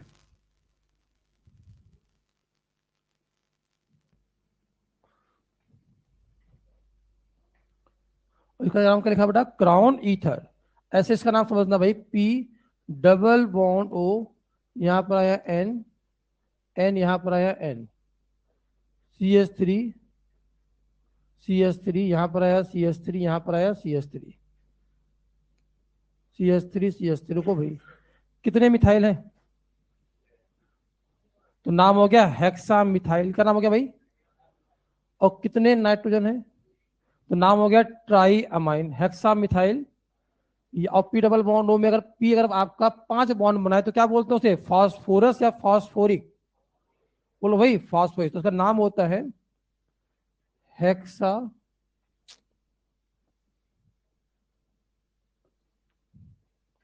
Hexa methyl phosphoric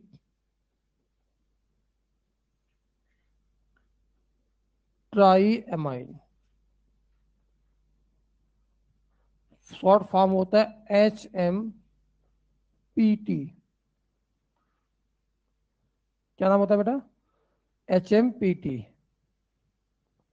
और कहीं कहीं पर इसका नाम HMPA भी लिखा हुआ है, ट्राई एमीन ना लिखे एमाइड बोल देता है वो। दोनों सही है, गलत नहीं है। अब ये देखो इसमें, हेलो, नाम तो बहुत सारे लिख लिए, याद कितने करने हैं आपको? एक नाम उसका एसीटोन। मैक्सिमम रिएक्शन में मैं एसीटोन यूज करूंगा, या बहुत जगह मैं डीएमएसओ यूज कर लेता हूं बस।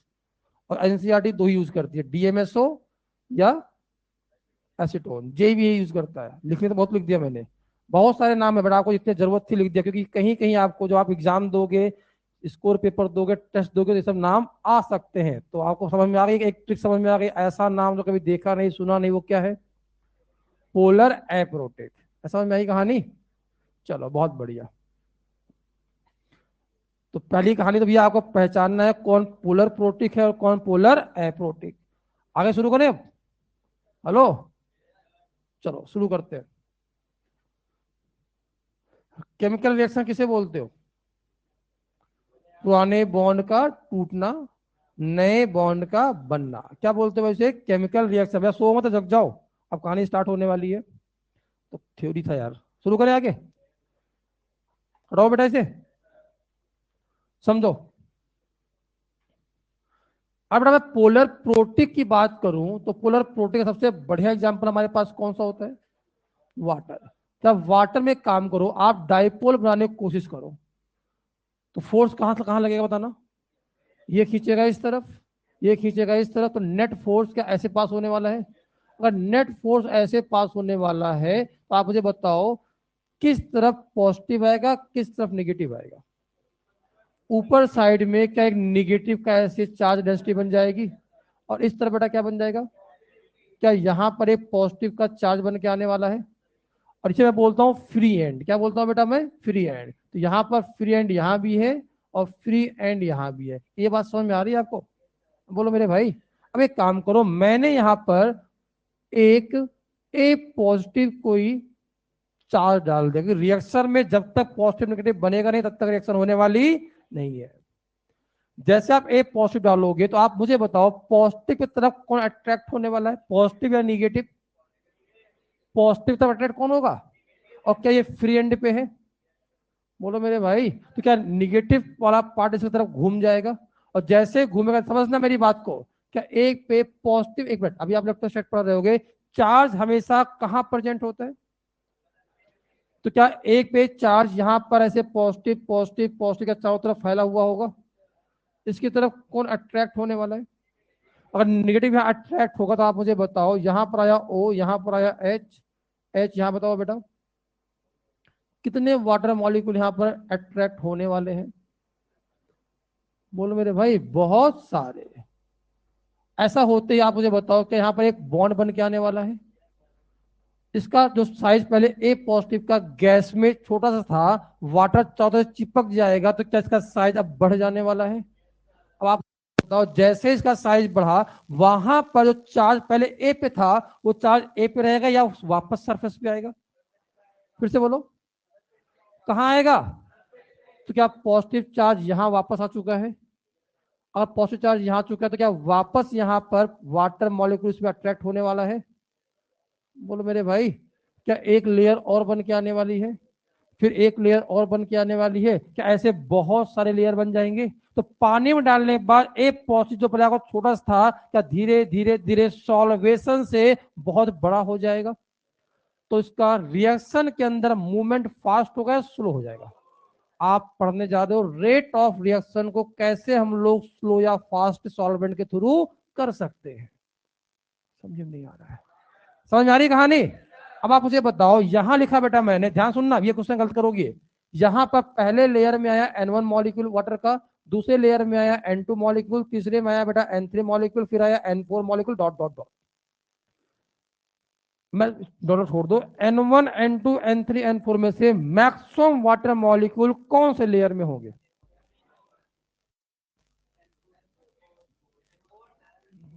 यही तो कहानी है, बोलना पड़ेगा। अब ये सब केमिकल बॉन्डिंग का क्वेश्चन है, ऑर्गेनिक का लेना देना कुछ है ही नहीं इसके अंदर। क्या आपने कभी हाइड्रेशन पढ़ा है, सॉल्वेशन पढ़ा है? पिछले साल पता, इस साल पढ़ा है? तब भी आपको समझ में नहीं आ रहा कहानी। सॉल्वेशन होता क्यों, पहला क्वेश्चन ये बताओ। अरे सॉल्वेशन से कोई फायदा होता होगा ना? सन्नाटे में बैठे यार, कहाँ खोपड़ी पटक रहा हूं मैं। सॉल्वेशन क्यों होता बताओ भाई।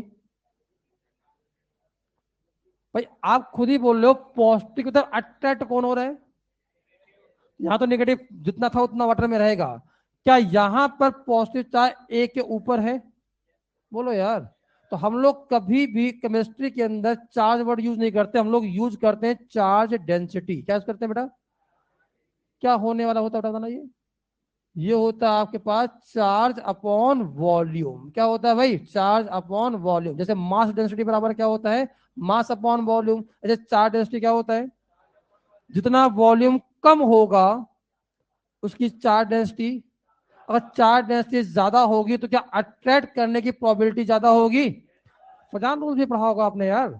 छोटा कटान होता है तो पोलराइज ज्यादा करता है। कैसे पढ़ लेते हो आप लोग यार, ऐसे रट लेते हो क्या? आप मुझे बताओ जितना ज्यादा चार्ज डेंसिटी होगी क्या उस पर अट्रैक्ट करने की प्रोबेबिलिटी ज्यादा होगी? अब आप मुझे बताओ, जब पहले एक छोटा साइज में था तो क्या उसके ऊपर चार्ज डेंसिटी ज्यादा थी? 50 तो प्लस एक ही है।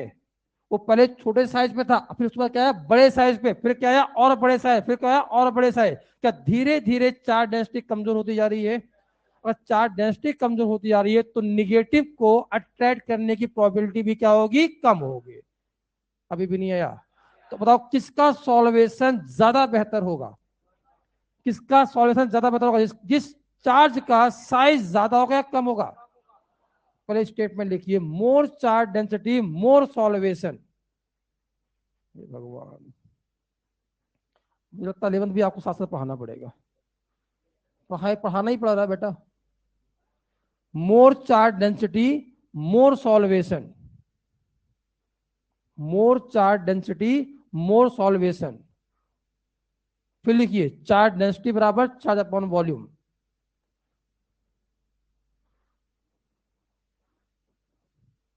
चार्ज डेंसिटी बराबर चार्ज अपॉन वॉल्यूम।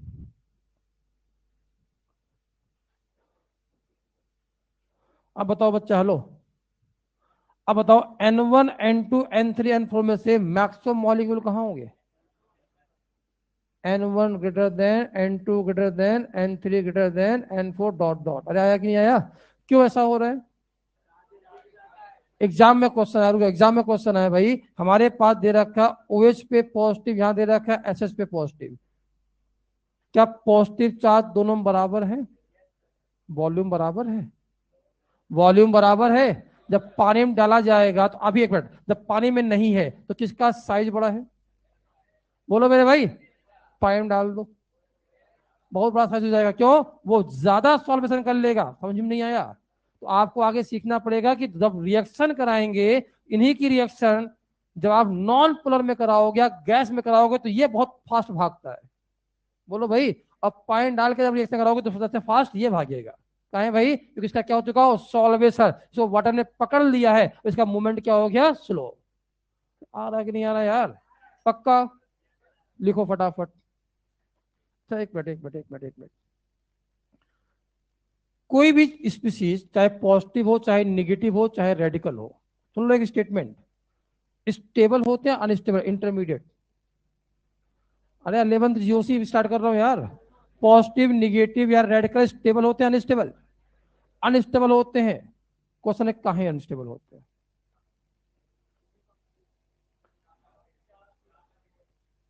दो रीजन से अनस्टेबल, सुन लो पहली बात। जैसे CH3 पॉजिटिव में ऑक्टेट कैसा है? इनकम्प्लीट। CH3 रेडिकल में क्या होता है? Octet incomplete. But CH3 negative में क्या होता है? ऑक्टेट कंप्लीट होता है। बोलो मेरे भाई। तो वहां क्यों अनस्टेबल है? तो वहां अनस्टेबल है चार्ज के कारण। तो कोई भी स्पीसीज दो प्रकार से अनस्टेबल होता है। पहला ऑक्टेट, दूसरा चार्ज डेंसिटी। समझ में नहीं आया? तो लिखो intermediates are unstable intermediates are unstable either by incomplete octet, तीसरा कोई रीजन ही नहीं है, intermediates are unstable either by incomplete octet or by charge density और बाई चार्ज डेंसिटी। ठीक है, हेलो, अब आप मुझे बताओ, इधर देखो इधर देखो, इसको सुनो यार, जब आप ए पॉजिटिव गैस में था और उसे पानी में डाला, फर्क क्या हुआ? पहले साइज, अब साइज, चार्ज तो उतने को उतना रहा, चार्ज डेंसिटी क्या हुआ? बोलो, चार्ज डेंसिटी क्या हो गया? और चार्ज डेंसिटी अगर कम हो गया तो स्टेबिलिटी, बेटा बोलना तो पड़ेगा, स्टेबिलिटी मतलब वही है पॉजिटिव जो पहले अनस्टेबल था, पानी में डालते ही कहाँ स्टेबल हो गया, और चार्ज डेंसिटी कम हो जाए, स्टेबिलिटी का, भाई चार्ज खत्म कर दोगे, चार्ज डेंसिटी खत्म कर दोगे तो स्टेबिलिटी क्या हो जाएगी? बढ़ जाएगी, पक्का ना? अब रुको, पहले एनर्जी,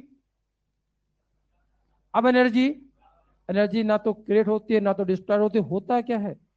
एक फॉर्म से दूसरे फॉर्म में बदल जाता है। जब पहले अनस्टेबल था तो क्या एनर्जी ज्यादा थी?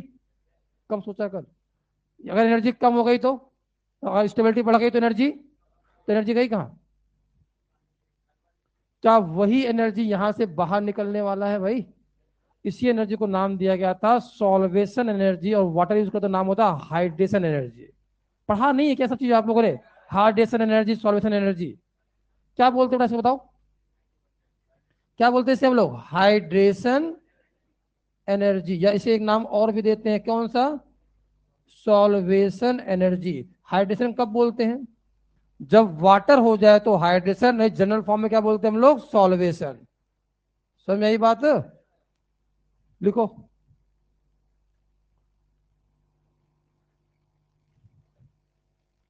अब छापिए, कठिन तो नहीं हो गया?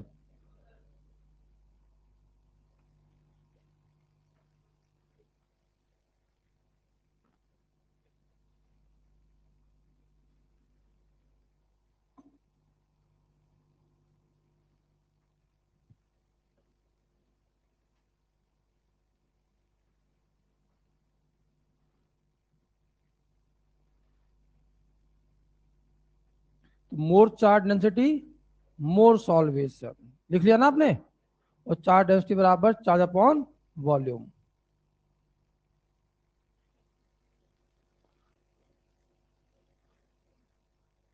शुरू करें क्या भाई?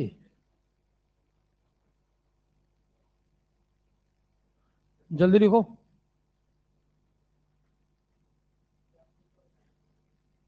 है जी, कुछ नहीं बताया था, सब आगे कहानी, अब यहाँ पढ़ो सब गड़बड़ कर दोगे, वो जब समय आएगा तब बताऊंगा। वो सब आप पढ़ोगे, इलेक्ट्रोफिलिसिटी, न्यूक्लियोफिलिसिटी, जब समय आएगा तब बात करेंगे, किसमें रिएक्शन फास्ट, किसमें रिएक्शन स्लो। अभी बात करो, ये आपको सिर्फ एक कोशिश की थी समझाने की इसका यूज क्या है, आगे बहुत सारा यूज है इसका। सॉल्वेंट चेंज होगा, उसका सॉल्वेशन चेंज होगा तो रिएक्शन की रेट डिस्टर्ब हो जाएगी।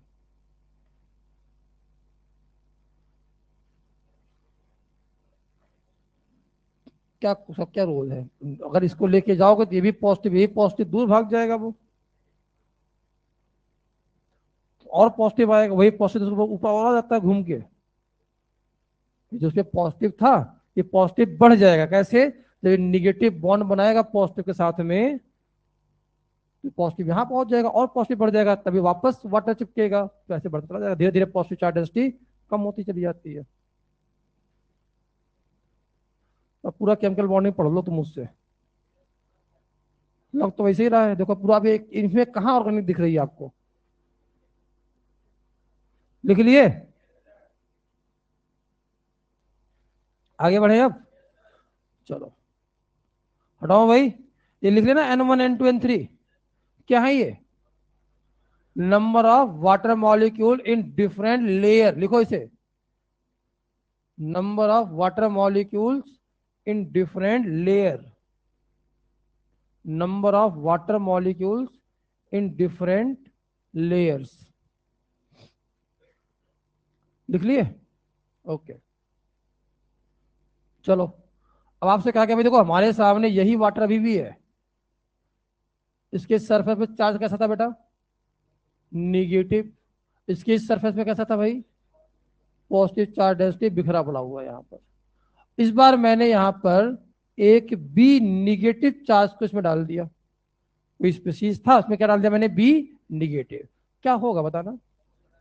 क्या बी निगेटिव की तरफ कोई घूमने वाला है? कौन घूमने वाला है?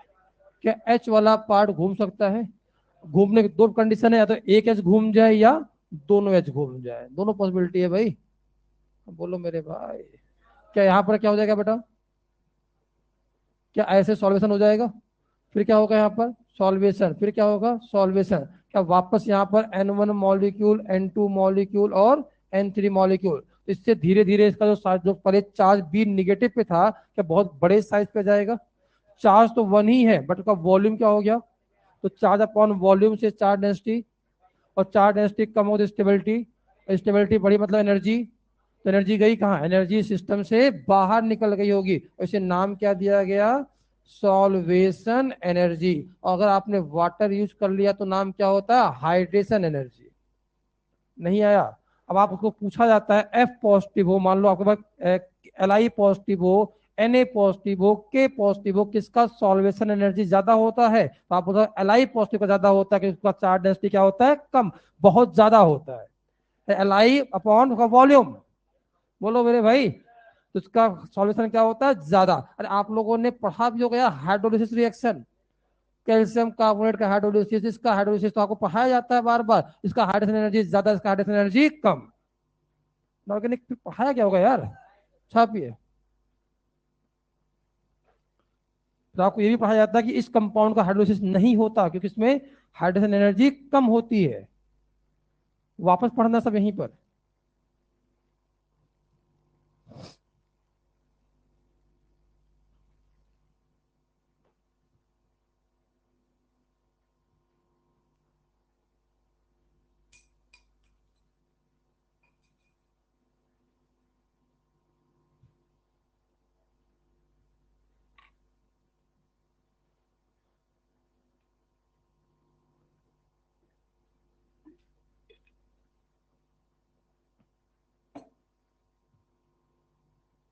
ज्यादा कौन होगा? N1 N2 N3 कौन ज्यादा होगा?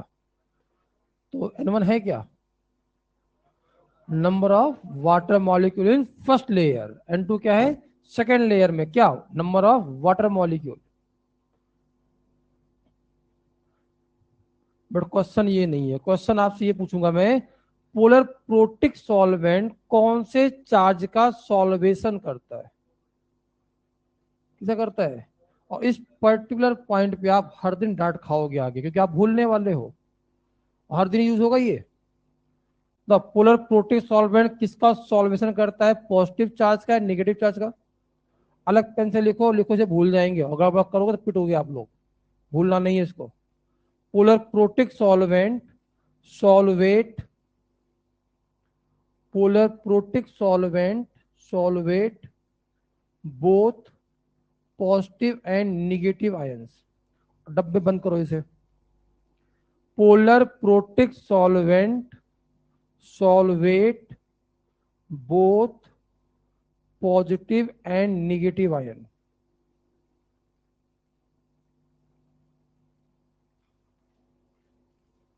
ठीक है भाई? अच्छा मुझे बताओ, आपसे मैं कहता हूं यहां पर F negative, C L negative, B R negative, I negative. हाँ भाई, solvation in polar protic solvent, बताओ भाई किसका सॉल्वेशन मैक्सिमम होगा? बोलो भाई। क्या रे, एफ क्यों बराबर नहीं होगा? नेगेटिव चार्ज तो बराबर है, चार्ज से लेना देना नहीं है, मतलब किससे होता है? Charge density. तो दो चीज का रेशियो डिसाइड करता है किसका सॉल्वेशन ज्यादा, किसका सॉल्वेशन कम। किसका ज्यादा होगा भाई? चार्ज की वैल्यू सब में कैसी है? सेम, बट एफ का साइज क्या है? छोटा। अरे फर्स्ट, सेकेंड, थर्ड, फोर्थ, पता ना, second cell, third cell, fourth cell, fifth cell. बोलो मेरे भाई, मैक्सिमम किसका होगा भाई? फिर फिर फिर नहीं आया भाई। पानी के अंदर किसका साइज सबसे बड़ा यहाँ पर है? फिर फिर फिर गैसेस फेज में, फिर फिर फिर आगे आप रिएक्शन पढ़ने वाले हो, किसमें कौन रिएक्शन जल्दी बढ़िया करेगा? सॉल्वेंट चेंज रिएक्शन उल्टा हो जाता है। पानी मिला दोगे तो सबसे फास्ट रिएक्शन आई करता है, और पानी ना मिलाओ सबसे बढ़िया फास्ट रिएक्शन एफ करता है। और ये यही खेल जाता है आपसे, इस रिएक्शन में कौन रिएक्शन बनेगा, कौन बनेगा, इसमें कौन बनेगा। तो आपको पता होना चाहिए रिएक्शन में मूवमेंट किसका बढ़िया है। इसी को आगे नाम देंगे हम लोग न्यूक्लियोफिलिसिटी। रिएजेंट की बात आने वाली है जी, पढ़ा हुआ है।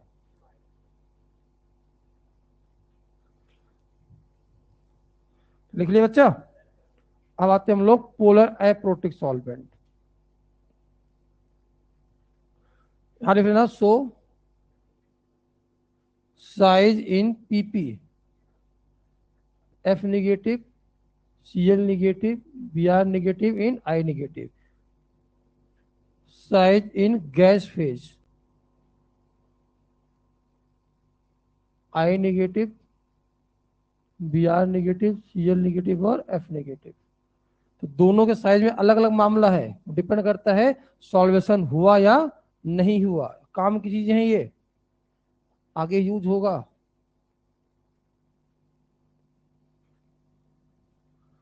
सॉल्वेशन कैसे लिखा आपने? मोर चार्ज डेंसिटी, मोर सॉल्वेशन। चाहो तो वापस भी लिख लो यहां पर कि ऐसा क्यों हो रहा है।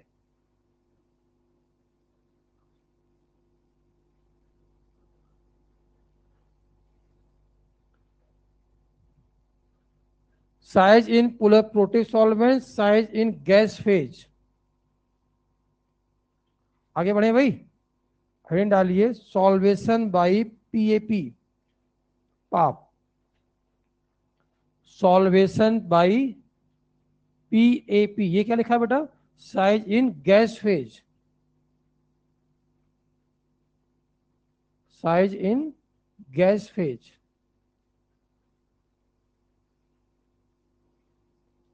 आगे बढ़े भाई, चलो। पोलर एप्रोटिक का सबसे बढ़िया एग्जांपल कौन, जो हमें जब मैक्सिमम यूज करना है? एसीटोन। कैसे बनाते हो बेटा? सी डबल बॉन्ड हो, यहां बताओ CH3, यहां बताओ CH3। अब तो समझना चीजों को। अब यहां हम देखेंगे डाइपोल का, इधर देखो डाइपोल का वेक्टर पास कैसे हो रहा है, बताओ भाई। आप मुझे बताइए, CO क्या इलेक्ट्रॉन खींच रहा होगा? CS इलेक्ट्रॉन दे रहा होगा, ये इलेक्ट्रॉन दे रहा होगा। तो नेट फोर्स जो वेक्टर बनाओगे कहां से पास होगा?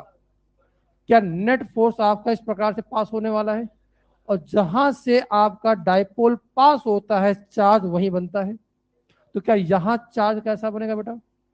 निगेटिव, निगेटिव, निगेटिव और निगेटिव। क्वेश्चन है पॉजिटिव कहां बनेगा?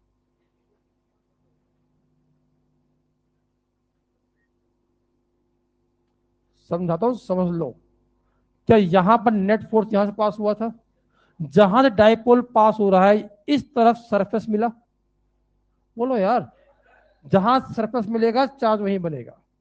क्या यहां सरफेस मिला कि नहीं मिला? तो यहां पर चार्ज बना दिया। जहां से पास हो रहा है क्या कहीं पर कोई एटम का सरफेस मिला? बोलो मेरे भाई, जब सरफेस नहीं मिला तो कहां बनाया हमने? जहां सरफेस बाहर मिला बाहर बना दिया। समझ में आ रही बात है? और ये कैसा था आपका? Free and. ये भी कैसा था? Free and. अच्छा पीछे इधर आओ, जहां से आपका नेट सरफेस, जहां से नेट आपका डायपोल पास हो रहा है, क्या इधर आपको सरफेस मिला? तो कहां मिला? ऑक्सीजन के पास। यहां कहां मिल रहा है? अरे यहां मिल रहा है। समझ में आ रही बात है? तो यहां बनेगा डेल पॉजिटिव, डेल पॉजिटिव और डेल पॉजिटिव, डेल पॉजिटिव। समझ में नहीं आया होगा? फिर से बताऊं, डाइपोल ईएन से नहीं देखा जाता, वहां देखा जाता आपका नेट फोर्स से इलेक्ट्रॉन का शिफ्टिंग किधर हुआ। तो जहां से आपका डाइपोल पास होगा एक तरफ निगेटिव, एक तरफ क्या बनेगा? पॉजिटिव। अगर सरफेस यहां भी मिल गया, सरफेस यहां भी मिल गया, निगेटिव यहां पॉजिटिव यहां। सरफेस नहीं मिलता तो फिर जहां सरफेस मिलता वहां बनाते। बोलो मेरे भाई, तो क्या इस बार आपके पॉजिटिव यहां आ गया? अब आप मुझे बताओ, निगेटिव चार्ज कहां प्रेजेंट है? अरे फ्री एंड पे है। पॉजिटिव चार्ज चाहे दो खोपड़े के बीच में दिखाई दे रहा है आपको, इस बार ये इनसाइड द मॉलिक्यूल है। कहां है बच्चा? सॉल्वेशन किसे बोलते हो?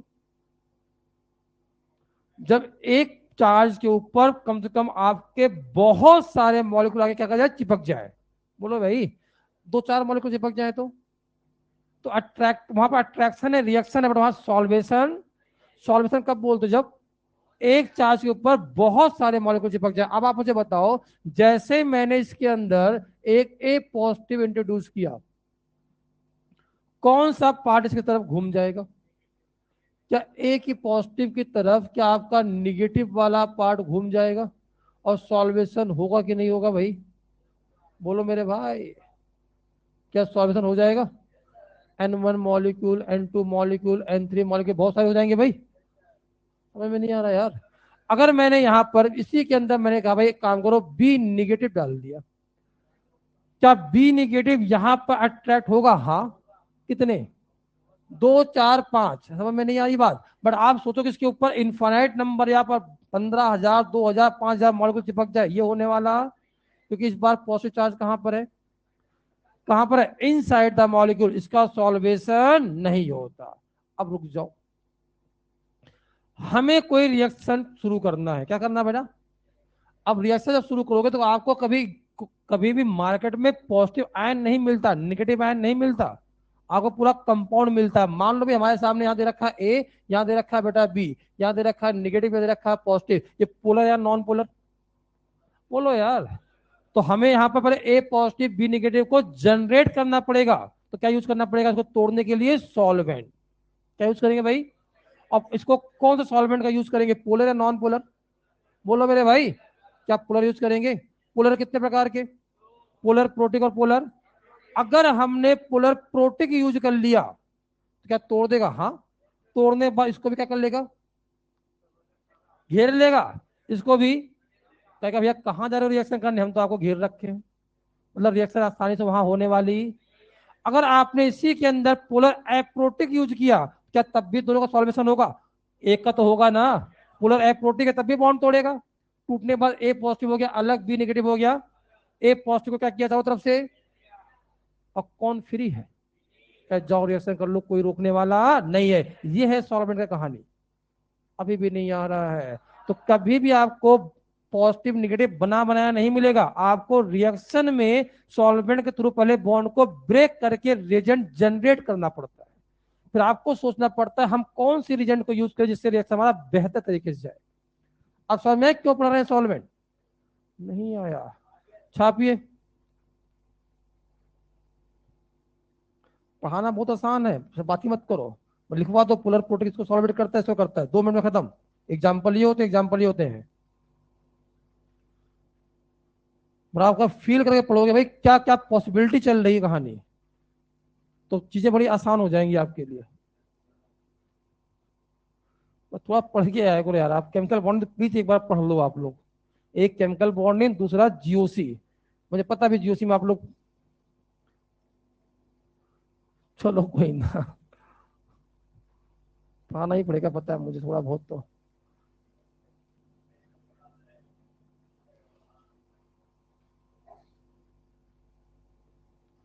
और ये स्टेटमेंट में अभी कुछ देर पहले आपको लिखाया था, पोलर प्रोटिक सॉल्वेंट किसको किसको सॉल्वेट करता है?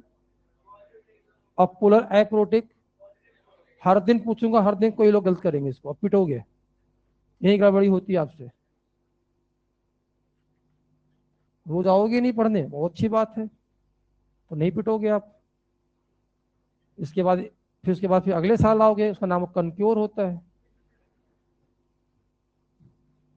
बच्चे बड़े सीधे हो जाते हैं वो, एक बात नहीं करते, चुपचाप पढ़ाई करते, क्योंकि उन्होंने समझ में आप पूरी कहानी आ चुकी है उनको, समय निकल गया हाथ से।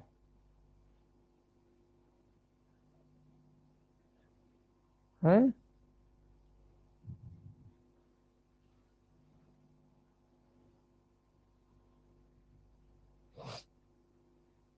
लिख लिया बेटा? स्टेटमेंट लिखिए। Polar aprotic solvent, polar aprotic solvent, polar aprotic solvent only solvate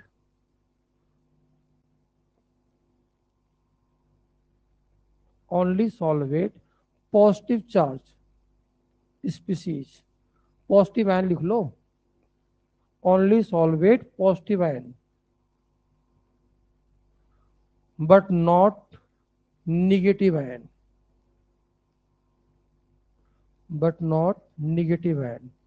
क्यों भाई, क्यों?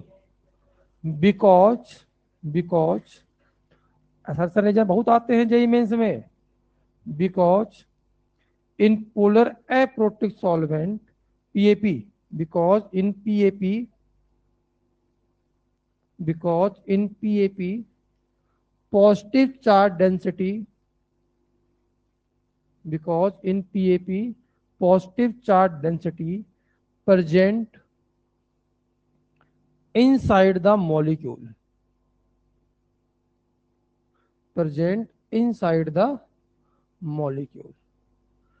ठीक है। पेपर कब है आप लोग का? सैटरडे को है, मतलब क्लास नहीं हो सैटरडे को? अरे यार मेरी क्लास खराब होती है, पिछली बार भी मेरी क्लास गई थी। अरे संडे एक्स्ट्रा क्लास लग पाएंगे यार, अब 4 क्लास वैसे चलती है हमारी। अब आज 5 क्लास है, 3 क्लास लगातार अभी शाम को है। अरे नहीं ले सकते एक्स्ट्रा क्लास, खत्म करो। लिख लिया भाई? एक क्वेश्चन लिखाते, छाप लिया आप लोगों ने? क्वेश्चन लिखिए,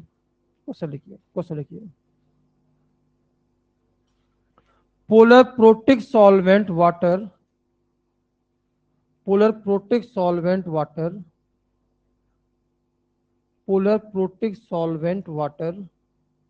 कैन सॉल्वेट, क्वेश्चन है ये, can solvate negative ion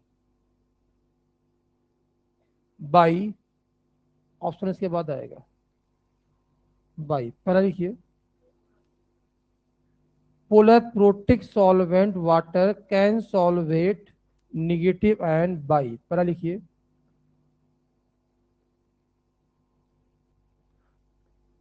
dipole ion interaction, ion dipole interaction, एक ही बात है, ion dipole interaction. Second, hydrogen bonding,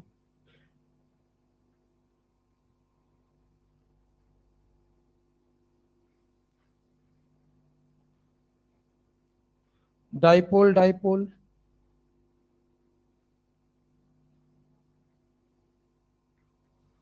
fourth,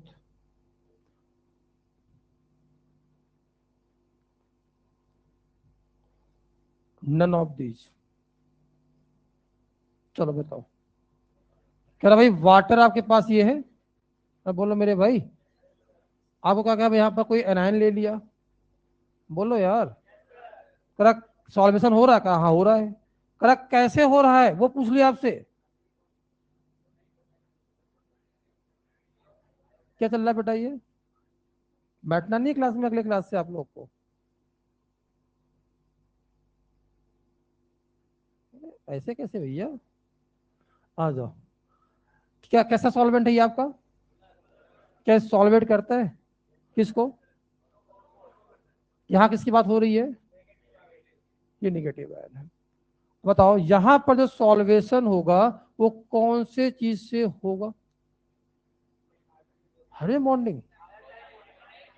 क्या ये हाइड्रोजन बॉन्डिंग करता है इसके साथ ना? तो यहाँ बेटा कौन हमारे सामने है? डाइपोल। क्या है बेटा हमारे सामने? डाइपोल। और यहाँ कौन है? आयन। तो क्या यहाँ पर आयन डाइपोल लगने वाला है? तो यहाँ सॉल्वेशन कैसे हुआ बेटा हमारे सामने? Plus dipole. अरे नहीं आया, खत्म नहीं हुआ क्वेश्चन। वापस लिखा मैंने OH, यहां लिखा बेटा मैंने F-। बोलो, अब यहां आयन डाइपोल भी है और साथ में क्या है? तो आपका polar protic solvent can solvate negative ion by 2 effects, ion dipole as well as hydrogen bond. Hydrogen bond सब में नहीं लगेगा बट कुछ जगह लग सकता है। सब में नहीं आया? तो यहाँ कौन कौन सा बेटा होगा बताना? हाइड्रोजन बॉन्डिंग भी है प्लस आयन डाइपोल भी है। अब डिपेंड करता है हाइड्रोजन बॉन्डिंग कब आएगा, जब यहाँ पर निगेटिव पार्ट या तो N पे आए, या तो O पे आए, या तो F पे आए, जनरली नहीं होगा। अरे आया कि नहीं आया? अब छापिए, एग्जाम में क्वेश्चन पूछ सकता था, CH3 negative can solvate by water solvent, फिर 4 ऑप्शन बना दे, आपको लिख दे वहां हाइड्रोजन बॉन्डिंग, क्योंकि मास्टर लिखाया हुआ है पोलर प्रोटीन मतलब ऐसा कंपाउंड जो क्या बना सके, हाइड्रोजन बॉन्ड। बना सकता है बट आगे होना भी चाहिए ना बनाने वाला। नहीं आया, ये गलती हो सकती है आपसे, छापिए इसे। आंसर कौन कौन सा है इसके अंदर, ए और बी। सर आयन आयन नहीं है क्या? क्या डायपोल डायपोल लिखा है, क्या लिखा है मैंने? यहाँ तो डायपोल है ही नहीं, देखो कहाँ है डायपोल।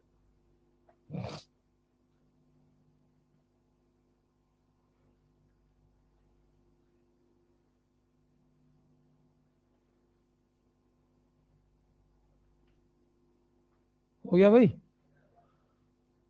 चलिए।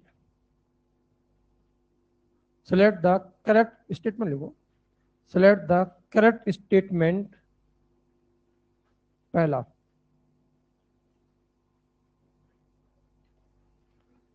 है बेटा,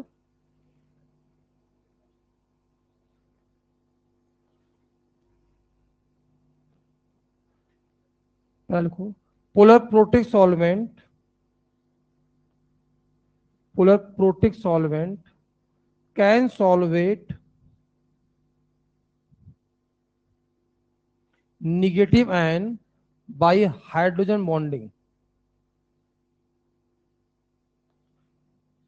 Polar protic solvent can solvate negative ion by hydrogen bonding. लिख लिया, नेक्स्ट लिखिए, पोलर अप्रोटिक सॉल्वेंट,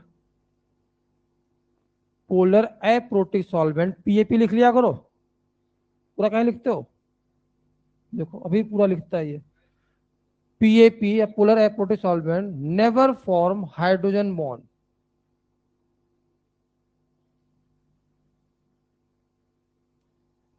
फिर लिखो, polar aprotic solvent can form hydrogen bond.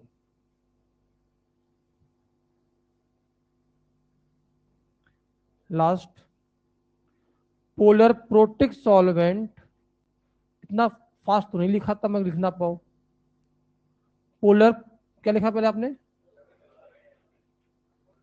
Polar, last option लिखा रहा हूं, polar protic solvent can form hydrogen bond. 4 option है, बताइए। सब पढ़ाने के बाद भी लोग गलत करेंगे, सोचिए। पहला ऑप्शन सही है, ये तो अभी पढ़ा दिया मैंने। दूसरा ऑप्शन क्या बोल रहा है, polar aprotic solvent never form hydrogen bond, ये लिखा है ना, सही है क्या?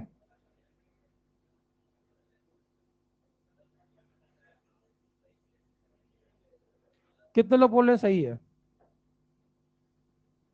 अरे जगह जगह जगह जाके आप डेफिनेशन देखिए, पोलर अप्रोटिक क्या लिखाया है।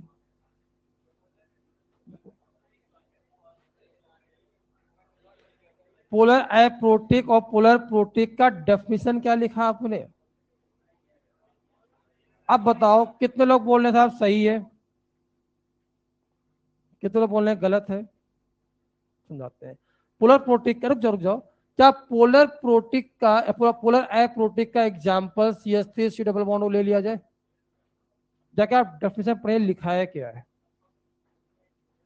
अरे कंपाउंड ऐसा जिसमें क्या ना प्रेजेंट हो, जो क्या शो कर सके। मैंने ये कब लिखा है कि वो कंपाउंड हाइड्रोजन बॉन्ड कर ही नहीं सकता, अरे इसके पास H नहीं होना चाहिए, ऐसा कोई H नहीं होगा जो किस चीज के लिए अवेलेबल हो। इसमें काम करो, वाटर मिला दो।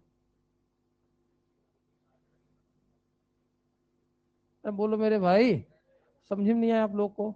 अब आप लोग उसे उल्टा पढ़ लेते हो, मैंने लिखा दिया पोलर अप्रोटिक सॉल्वेंट में, अरे ऐसा कोई H प्रेजेंट नहीं होगा जो किस चीज के लिए अवेलेबल हो, तो इसका मतलब ये हो गया कि हाइड्रोजन बॉन्ड कर ही नहीं सकता। अरे वो किसी और H के साथ तो कर ही सकता है ना, इसके पास H नहीं है बस। अरे आया कि नहीं आया यार, गलती समझ में आई आपको? तो सेकंड स्टेटमेंट गलत है। नहीं आया। ये पोलर एप्रोटिक है, देख लो। हाँ, पोलर एप्रोटिक के पास क्या नहीं अवेलेबल होगा? एच अवेलेबल नहीं होगा, जो क्या शो कर सके, हाइड्रोजन बॉन्ड। इसका मतलब ये नहीं है कि वो कंपाउंड हाइड्रोजन बॉन्ड शो नहीं कर सकता, ऑक्सीजन से कर सकता है भाई। नहीं आया यार, सेकंड गलत है आंसर। थर्ड पढ़ो, क्या लिखा है? पोलर, सही है। फिर लास्ट क्या लिखा है?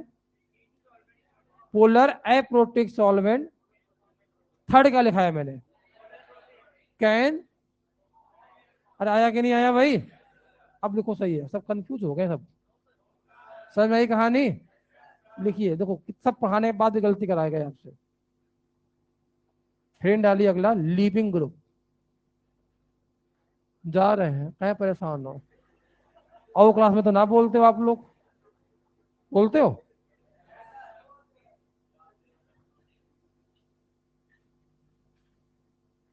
लिविंग ग्रुप ये पढ़ेंगे हम लोग अगले क्लास में। ठीक, लिविंग ग्रुप ये खत्म हो जाएगा, फिर हम लोग रीजेंट। नेक्स्ट क्लास में दो चीज खत्म होगा, लिविंग ग्रुप और रीजेंट। उसके नेक्स्ट क्लास में आपका एनर्जी प्रोफाइल डायग्राम, इंटरमीडिएट और शिफ्टिंग। शिफ्टिंग एक क्लास और चलेगी, टोटल 4 क्लास में सब खत्म हो जाएगा।